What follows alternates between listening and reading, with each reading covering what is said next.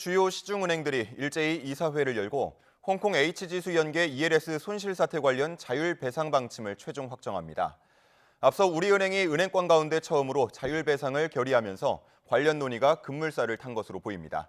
자세한 내용 취재 기자 연결해서 들어봅니다. 엄윤주 기자.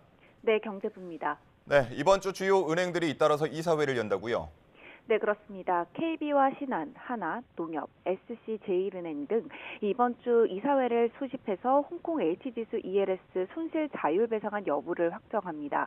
먼저 판매 규모가 가장 큰 KB국민은행은 이번 주 후반쯤 이사회를 열 계획입니다. 앞서 지난 13일부터 KB국민은행은 2021년 1월부터 7월 판매된 홍콩 ELS 계좌 8만여 개에 대한 전수조사를 벌여왔습니다. 신한은행 역시 이번 주 후반에 임시 이사회를 열고 자율배상 여부를 결정합니다. 이어 하나은행은 오는 27일, NH농협은행과 SC제일은행은 28일로 예정된 이사회에서 배상안을 확정지을 것으로 보입니다. 이 자리에서 은행들은 지난 11일 금융감독원이 제시한 분쟁 조정 기준안을 바탕으로 추정한 배상 규모 등을 이사회에 보고하는데요. 이후 이사회가 관련 손실을 충당금 등의 방식으로 1분기 실적에 반영하는 것을 승인하면 그때부터 본격적으로 가입자들에 대한 자율배상 절차가 시작됩니다. 앞서 지난 22일 우리은행은 은행권 가운데 처음으로 이사회를 열어 자율배상을 결의했고 이번 주부터 투자자들과 접촉하겠다고 밝혔습니다. 자, 은행권이 이렇게 서둘러서 자율 배상 여부를 결정하는 배경은 뭐라고 봐야 합니까?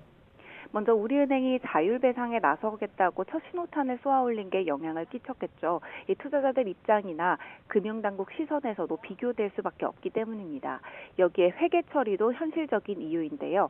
배상의 추정치를 최대한 1분기 실적에 넣어 충당금 형식으로 반영해야 하는데 그러려면 이번 달까지는 이사회 결의를 마쳐야 합니다.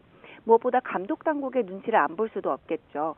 앞서 이복현 금감원장은 자율배상과 판매사 제재, 제도 개선까지 이르는 일정 속에서 은행의 사정을 봐주지 않겠다고 못 박으며 애둘러 압박하기도 했습니다. 굳이 은행권 등의 내지는 은행 증권 등의 이 배상안 또는 예를 들어 향후 추이와 관련된 입장을 안 보고 제재는 제재대로 그냥 저희가 그 제재 원래 템포대로 진행하려고 그렇게 생각을 하고 있고. 자, 은행권이 이렇게 자율 배상에 나선다고 하면 향후 절차는 어떻게 됩니까? 당장 만기가 도래해 손실이 확정된 고객부터 개별 협의를 통해 배상 비율을 확정하게 됩니다. 하지만 이 과정에서 자율 조정에 실패하게 되면 결국 분쟁 조정 또는 소송 단계로 넘어갈 수밖에 없는데요. 그동안 홍콩 ELS 가입자들은 손실액 전액 배상을 요구해온 만큼 반발은 여전히 큰 상황입니다. 당장 오는 29일에도 서울 여의도 KB국민은행 본점 앞에서 규탄 집회를 열 예정입니다. 금감원의 권고대로 은행이 자율배상, 그러니까 사적 화해에 나선다 할지라도 투자자와의 조정 과정에서 진통은 불가피할 전망입니다. 지금까지 경제부에서 전해드렸습니다.